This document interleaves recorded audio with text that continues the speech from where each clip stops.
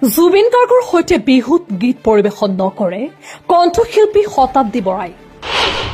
জুবিন গাৰ্গৰ সৈতে এতিয়াৰে পৰা বিহু মঞ্চত দেখা নাযাব শতাব্দী বৰাক। কিন্তু কিয় বিহু মঞ্চত অকলে গীত পৰিৱেশন কৰাৰ সিদ্ধান্ত কণ্ঠশিল্পীগৰাকীৰ?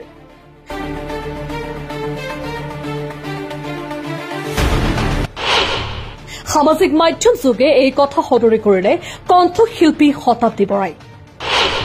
দীৰ্ঘ সময়ৰে পৰা জুবিনৰ সৈতে গীত পৰিৱেশন কৰা শিল্পীগৰাকীৰ কিয় এই সিদ্ধান্ত?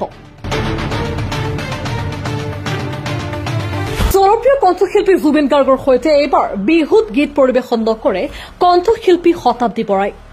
2015 পৰা 24 চনলৈকে জুবিনৰ সৈতে প্ৰতিখন বিহু মঞ্চত একেলগে দেখিবলৈ পোৱা গৈছিল কণ্ঠশিল্পীগৰাকীক। কিন্তু এইবাৰৰ ৰঙালী বিহু মঞ্চত একেলগে গীত পৰিৱেশন কৰা দেখিবলৈ পোৱা নাযাব জুবিন গাৰ্গ আৰু শতাব্দী বৰাক। ৰঙালী বিহুৰ পূৰ্বে সামাজিক মাধ্যম যোগে এই কথা জনালে কণ্ঠশিল্পী শতাব্দী বৰাই। সামাজিক মাধ্যম যোগে এক পোষ্ট দি কণ্ঠশিল্পীগৰাকীয়ে উল্লেখ কৰে, নমস্কাৰ অসমবাসী ৰাইজ, মই শতাব্দী বৰা। সৰুৰে পৰা মই সংগীত জগতখনৰ লগত জড়িত। 6ষ্ঠ শ্ৰেণীৰে পৰা মই মঞ্চত গীত পৰিৱেশন কৰি আহিছো।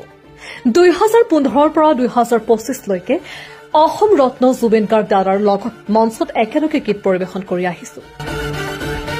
জুবিন দাদাৰ লগত থাকোতে মই কেইবাখনো অসমীয়া চলচ্চিত্ৰ, মিছন চাইনা, আণ্ডাৰৱৰ্ল্ড, ৰত্নাকৰ আদি ছবিত কণ্ঠদান কৰাৰ সুযোগ লাভ কৰিছিলো। যোৱা 10 বছৰে মই তেওঁৰ লগত অসমৰ লগতে ভাৰতৰ বিভিন্ন ঠাইৰ বিভিন্ন দৰ্শকৰ মাজত গীত পৰিৱেশন কৰি বহুত অভিজ্ঞতা বুটলিলো। অৱশ্যে মাজে মাজে মই অকলশৰীয়াকৈ অসমৰ বিভিন্ন মঞ্চত গীত পৰিৱেশন কৰিছিলো। আপোনালোকে মোৰ গীতসমূহকো বহুত মৰমেৰে আদৰি লৈছে। সেয়েহে মই এইবাৰ আপোনালোকৰ আশীষ শিৰোগত কৰি অকলশৰীয়াকৈ বিহু মঞ্চৰ বাবে সাজু হৈছো। প্ৰস্তুতি প্ৰায় শেষ হৈছে। উল্লেখ্য যে আজিৰ পৰা কেইবাবছৰ পূৰ্বে বিহু মঞ্চত জুবিন গাৰ্গ আৰু জুবলী বৰুৱাৰ সংগীতানুষ্ঠানে দৰ্শকৰ মন জয় কৰিবলৈ সক্ষম হৈছিল। পৰৱৰ্তী সময়ত জুবিন গাৰ্গৰ সৈতে সংগীতানুষ্ঠানত দেখা গৈছিল কণ্ঠশিল্পী ঋতুস্না শৰ্মাক। 2015 চনৰ পৰা জুবিনৰ সহ কণ্ঠশিল্পী হৈ পৰিছিল শতাব্দী বৰা।